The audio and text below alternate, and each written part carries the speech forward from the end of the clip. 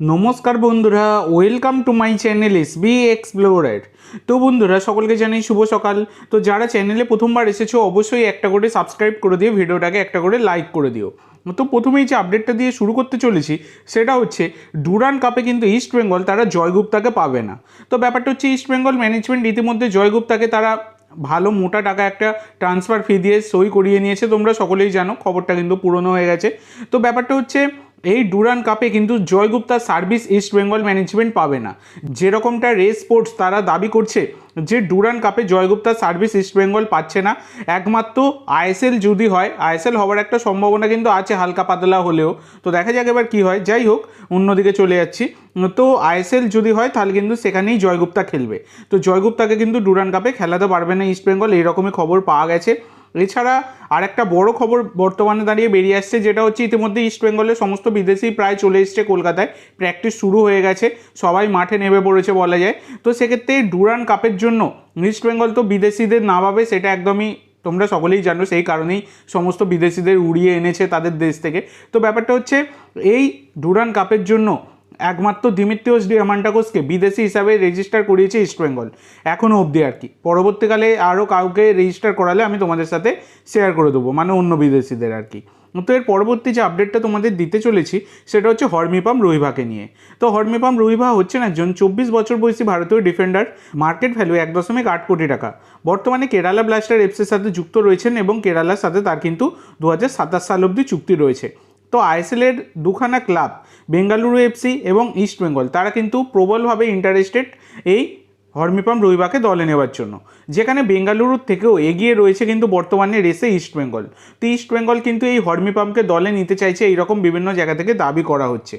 তো দেখা যাক পরবর্তীকালে এই বিষয়ে কোনো রকম কনফার্মেশন পাওয়া গেলে আমি তোমাদের সাথে শেয়ার করে দেবো। তো পরবর্তী আপডেটে যাওয়ার আগে তোমাদের সকলের কাছে আমার একটাই অনুরোধ, যারা চ্যানেলে প্রথমবার এসেছো অবশ্যই সকলে একটা করে সাবস্ক্রাইব করে দিয়ে আমাদের সাথে যুক্ত হয়ে যেও। যেহেতু সাবস্ক্রাইব করা একদমই ফ্রি, তাই অবশ্যই সকলে একটা করে সাবস্ক্রাইব করে দিতে ভুলো না। তো এর পরবর্তী যে আপডেটটা তোমাদের দিতে চলেছি সেটা তোমরা অনেকেই জিজ্ঞাসা করছো যে দাদা, যেহেতু সিএসএ ইন্টারকাশি তারা দুখানা যে কেস করেছিল সেই দুখানা কেসেই কিন্তু জয়লাভ করেছে ইন্টারকাশি। তো এখান থেকেই তোমরা অনেকে প্রশ্ন করছিলে যে দাদা তাহলে মোহনবাগান কেন সিএসএ যাচ্ছে না আনোয়ার আলীর কেস নিয়ে। তো দেখো, এক্ষেত্রে একটা খুবই ইম্পর্টেন্ট জিনিস তোমাদের সাথে শেয়ার করি, যেটা হচ্ছে এখান থেকে এআইএফএফ তারা কিন্তু তাদের রায় জানিয়ে দিয়েছিল, মানে এই ইন্টারকাশির যে কেসটা নিয়ে সেখানে তারা মানে পুরোপুরি এআইএফএফ এর তরফ থেকে যে ফাইনাল ভার্ডিক্ট সেটা কিন্তু তারা জানিয়ে দিয়েছিল, যে ইন্টারকাশির থেকে তারা পয়েন্ট কেটে নিয়েছে সব কিছু কিন্তু তারা ফাইনাল জানিয়ে দিয়েছিল। সেই কারণে ফাইনাল যে ভার্ডিক্ট তার উপর বিবেচনা করে কিন্তু কেসটা করেছিল ইন্টারকাশি, কিন্তু আনোয়ার আলীর কেস নিয়ে কোনো রকম তো মানে ফাইনাল ভার্ডিক্ট দেয়নি কমিটি। সেক্ষেত্রে কীভাবে মোহনবাগান যেতে পারে সিএসএ, এই কারণে কিন্তু মোহনবাগান এখনও অবধি এই ব্যাপারটা নিয়ে এখনও আটকে আছে। তো দেখো, এক্ষেত্রে যা খবর পাওয়া গেছে যখনই মানে কেসের ডেট আসে আর কি, যেটা খেলনাও থেকে জানিয়েছিল যে আনোয়ার আলীর লয়ার তার কিন্তু কিছু না কিছু একটা শরীর খারাপ হয়ে যায়, সেই কারণে তিনি অ্যাপিয়ার হতে পারেন না এবং এইভাবেই কিন্তু ডিলে হয়ে চলেছে বিষয়টা। তবে এই বিষয়টা নিয়েও শক্ত হাতে পরিচালনা করা উচিত মোহনবাগান ম্যানেজমেন্টের। তো দেখা যাক পরবর্তীকালে কি আপডেট আসে। তবে সিএসএ যেতে পারছে না এই একটাই কারণ, এইটুকু আমি তোমাদের সাথে শেয়ার করতে পারি, এটা বিভিন্ন জায়গা থেকেও বলা হয়েছে, এই হচ্ছে ব্যাপার। তো এই পরবর্তী যে আপডেটটা তোমাদের সাথে শেয়ার করবো সেটা হচ্ছে জনি কাউকোকে নিয়ে। তোমরা অনেকেই জিজ্ঞাসা করছিলে যে দাদা তাহলে কি জনি কাউকোকে আমরা আবার ভারতের মাটিতে খেলতে দেখতে পাবো, তিনি কি আইএসএলে আবার খেলবেন? তো দেখো, জনি কাউকো তিনি ইন্টারকাশির সাথে যুক্ত ছিলেন এবং ইন্টারকাশি তারা কিন্তু আই লিগ চ্যাম্পিয়ন হয়ে গেছে, সিএস তাদেরকে কিন্তু চ্যাম্পিয়ন ঘোষণা করে দিয়েছে। সেক্ষেত্রে ইন্টারকাশি তাদের নিয়ম অনুযায়ী আর কি, যে নিয়মটা চলছে আমাদের ভারতীয় ফুটবলে সেই নিয়ম অনুযায়ী তাদের আইএসএলে প্রমোট হওয়ার কথা। তো ইন্টারকাশি যদি প্রমোট হয় সেখানে কি জনি কাউকোকে খেলতে দেখা যাবে? তো দেখো, জনি কাউকোর চুক্তি ইতিমধ্যে কিন্তু শেষ হয়ে গেছে। ম্যানেজমেন্ট মানে ইন্টারকাশি ম্যানেজমেন্ট তারা জনি কাউকোর সাথে চুক্তি বাড়াতেও পারে, যেরকমটা কিন্তু একটা সম্ভাবনা রয়েছে যদি জনি কাউকো তিনি ভারতে খেলতে চান। এবার দেখার বিষয় এটা, পরবর্তীকালে কোনো রকম কনফার্মেশন যদি আসে এই বিষয়টা নিয়ে আমি তোমাদের সাথে শেয়ার করে দেবো। তো এর পরবর্তী যে আপডেটটা দেবো এটা প্রায় রোজই আমার কাছে কোশ্চেন আসে এবং সবাইকে আমি রিপ্লাই দিয়ে জানাই, সেই কারণে একবার ভাবলাম ভিডিওর মাধ্যমে বলে দিই। সেটা হচ্ছে ACL 2 তার ড্র কবে হবে। তো দেখো, ACL 2 এর যে ড্র, যেখানে মোহনবাগান খেলবে, আল নাসেরের মতো দল রয়েছে তারা যে খেলবে সব, তার ড্র কিন্তু হতে চলেছে 15ই আগস্ট।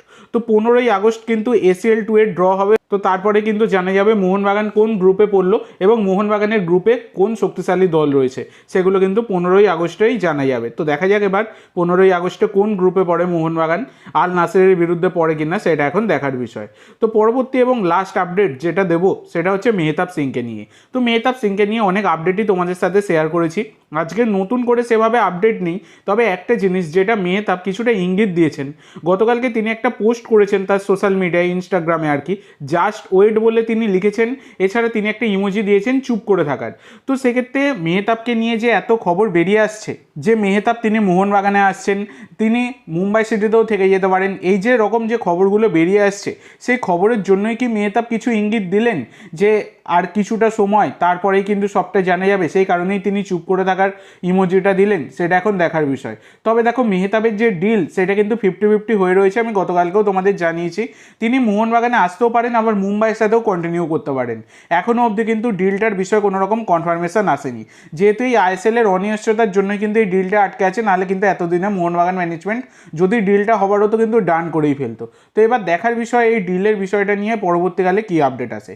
তো আজকের জন্য এইটুকু বন্ধুরা, ভিডিওটি ভালো লাগলে অবশ্যই লাইক করো, শেয়ার করো, আমার চ্যানেলে প্রথমবার এসে থাকলে চ্যানেলটি সাবস্ক্রাইব করো, আর কমেন্ট করে জানাও ভিডিওটি কেমন লাগলো।